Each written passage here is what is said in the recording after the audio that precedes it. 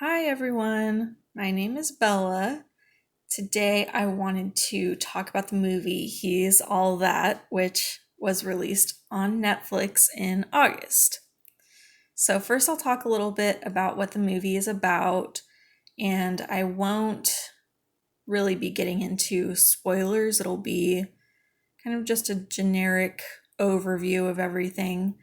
But so this is a remake of the 1999 movie She's All That, that starred Freddie Prinze Jr. and Rachel Lee Cook and had other popular actors in it like Paul Walker and Matthew Lillard. So this movie, He's All That, the remake, it stars Addison Rae, who's a very popular TikToker. It also has Tanner Buchanan, Madison Pettis, and Peyton Meyer. They're all relative newcomers, I would say. Madison and Peyton were both on Disney Channel, and this movie also has some cameos of people that were in the original She's All That.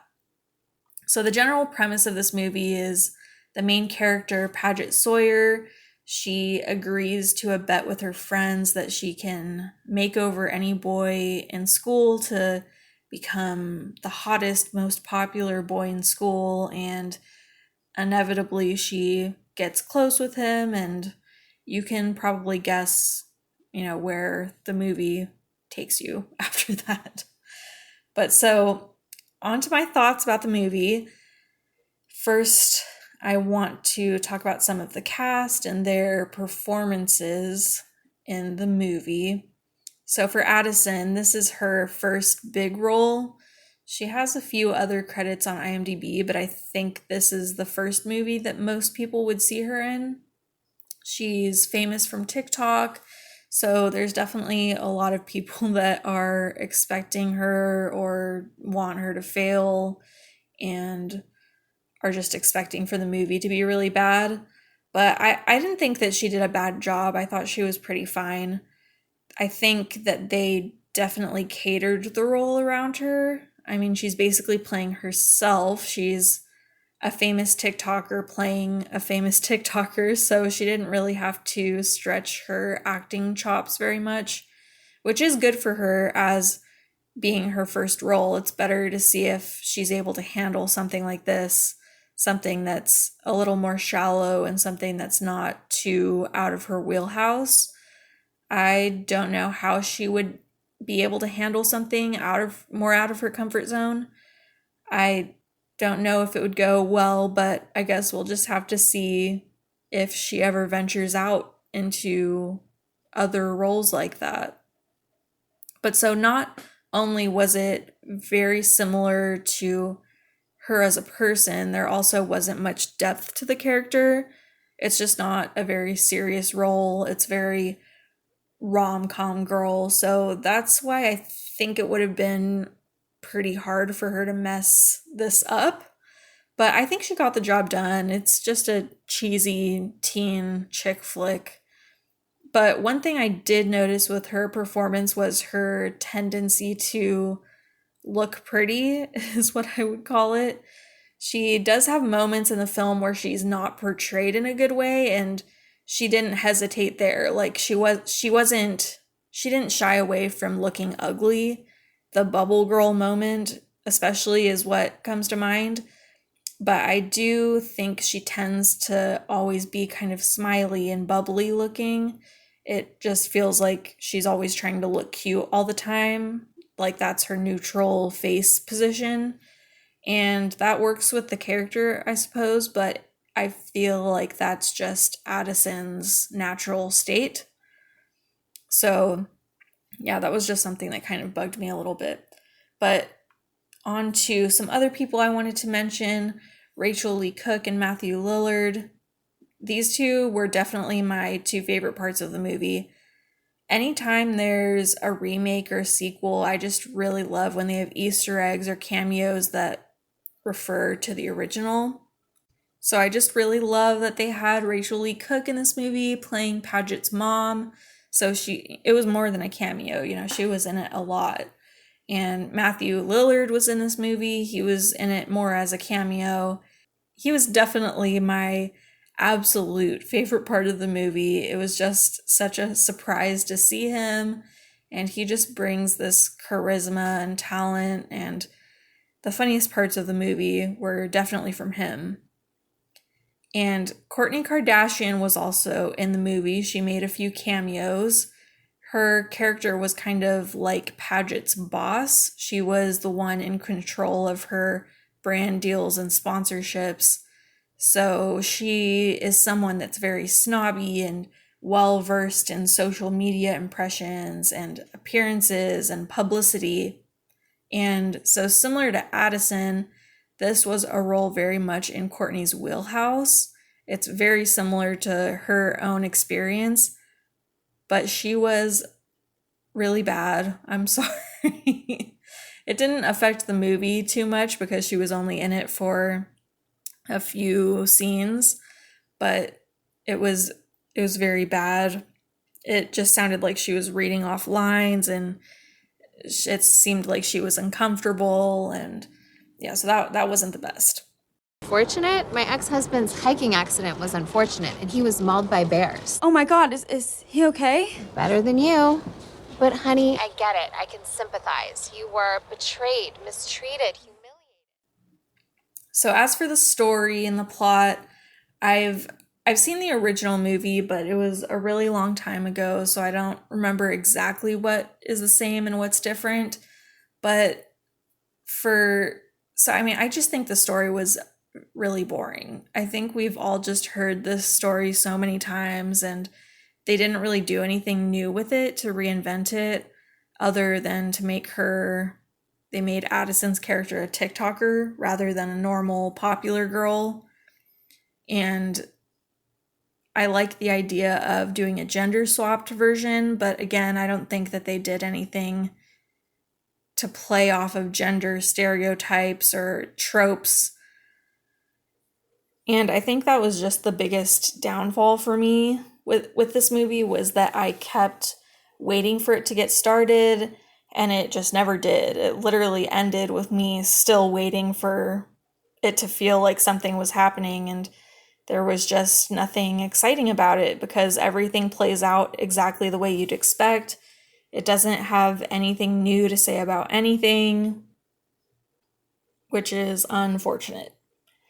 So, as for the characters and relationships, the one thing that I have to say about Paget's character is that I like that they made her character poor, that I don't think they really did enough with that aspect of her character, though, but I guess it does help her come to the conclusion that it's what's on the inside that counts, and since she's able to relate to that more because she doesn't want to be judged for her family's financial situation. And as for Paget and Cameron's relationship, I saw no chemistry between them. It didn't make sense. It didn't even have an opposites attract kind of energy. Nothing about it worked for me. It wasn't ever uncomfortable or anything like that. It wasn't like they were being forced together, but I just never really believed it or rooted for it. Paget's ex is this cocky influencer type. He's Paget's ex, so typically we're supposed to kind of hate him and he's the villain, but I think they actually portrayed him to be pretty neutral, not on purpose, but I don't think they didn't play into his character enough, and I think it's a huge missed opportunity. Him and his friends, they reminded me of the Bro House influencers in American Horror Stories. And I think it was just done so much better in that show than it was here. Welcome to the Bro House, a non-stop party where the only rule is Bro Rule. And who are we? Zin. Wyatt. And I think there was just an overall disconnect with the characters in general. I never really got to care about any of them. I didn't care what happened to them. I didn't care if they got together in the end. I didn't care about seeing them getting payback on the villains in the end. I didn't care about any of it. So I think that's also a huge factor in why I didn't like this movie. The story is so played out, but a lot of rom-com tropes are played out. I think what makes a lot of those movies different and what makes a lot of those movies stand out is the cast and the chemistry, but especially romantic and or comedy elements. So in a rom-com, we're going to want to see some romance, and to me there wasn't any here for me. There needs to be some sweet moments where she sticks up for him or he sets up a date for her. Something like that that shows how much they mean to each other and how perfect they are for each other. And of course, they tried to have moments like that, but I just didn't care about most of it. There was one moment that I really liked where Paget is she's freezing up on stage singing karaoke, and then Cameron comes to rescue her.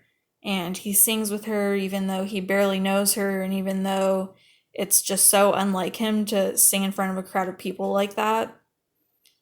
And another important element in a rom-com is comedy. And I think comedy is just so important these days because it can make a boring story fun. It makes it entertaining, it can just make the time fly by. You don't need to have the most elaborate, deep storyline with quality writing and filmmaking, but as long as it's funny, it makes it enjoyable and will make you like it. So it's just an easy way for them to skip a lot of steps, I think. And there were absolutely no funny moments for me in this movie, except for Matthew Lillard's lines. Everything he said was funny and great, but no one else was funny at all. Sorry. Hi. We hired a DJ for this thing, and they said he was over here somewhere. Oh, actually, that's me. You're the DJ. Great. Where's your stuff? My stuff? Yeah, your equipment, your turntables, your jog wheel, crossfader, your tracker scratch. Dude, I have no idea where any of that stuff is. Are you telling me we paid you $4,500 for your phone? Yeah, kinda. So there's a few things I want to say about the film quality and style. I've seen some people make fun of some green screen errors, and personally it's just not my favorite style with the loudness of everything. It's very over the top. Emojis everywhere, screenshots of social media and TikTok and Instagram and text conversations. And that's just not my personal style of what I like to see in a movie. And as for aesthetics, so costumes, makeup, hair, the makeup seemed very heavy to me. Addison is a beautiful girl, and she's still beautiful in this too, obviously, but I think the makeup and hair and clothes that she does herself suits her way better than she looked in the movie. And especially the clothes. I did not like the clothes that they had her dressed up in, which is weird because you would think that a movie set with professional makeup and hair and wardrobe would do a better job than Addison and her personal team, but no. And I also noticed weird makeup on Tanner Buchanan and Madison Pettis. Peyton Meyer didn't even look like a real person to me. He looked like Glenn Close and Hook. Oh, say it. Say it. I did. Yes, you made a boo-boo. And I had no idea, no clue it was even Peyton Meyer until I looked it up after. And that's not a diss on any of these people's appearances. I just think something really funky was going on with the makeup. And just one other thing I wanted to mention was I did absolutely love Rachel Lee Cook's prom look. She looked amazing. That part was great. I think that this movie has a very similar energy and atmosphere to other teen Netflix movies that come out these days. It's very similar vibes to the Kissing Booth movies and to All the Boys. It's not my favorite. It's very bright colors and high energy. It feels like they're just desperate to keep our attention and that they feel like they need to treat us like kids. Like we need emojis and rainbows and screaming all the time, when I think teenagers are capable of enjoying material that's more subtle, such as the original She's All That. And I guess this has a good theme, which is to care about what's on the inside. Appearances shouldn't matter, money shouldn't matter. It's all about personality and loyalty. It's not the most original idea, but I guess it's at least trying to say something. I like the poster. I like that it pays homage to the original. But I think there's just this charm to the original that you can't duplicate. And I think a big part of that is the cast. The cast of the original movie is legendary. Freddie Prinze Jr. is like a king of the 90s, early 2000s. And Matthew Lillard and Rachel Lee Cook are icons as well. And there's so many other well-known people in the original. Paul Walker, Anna Paquin, Usher, Gabrielle Union, Clea Duvall. While I know some of the people in the new one, most of them I just know of them, or I've seen them in a few things, so I don't really care about them, and they also just don't have the acting experience, charisma, chemistry that the original cast had. So I think it's pretty difficult to make something that will even slightly compare to the original when the casts aren't on the same playing field. So this version just felt very hollow to me. It wasn't enjoyable for me. It wasn't funny. It wasn't romantic. I didn't get attached to characters. I wasn't interested in the story. And it wasn't even so bad that it's good for me. It was really unmemorable. I don't think I would ever watch this again. Nothing about it really entertained me. It wasn't particularly painful to watch, but it wasn't really fun at all. It was all just very bland for me. So I'd give this a 4 out of 10 stars.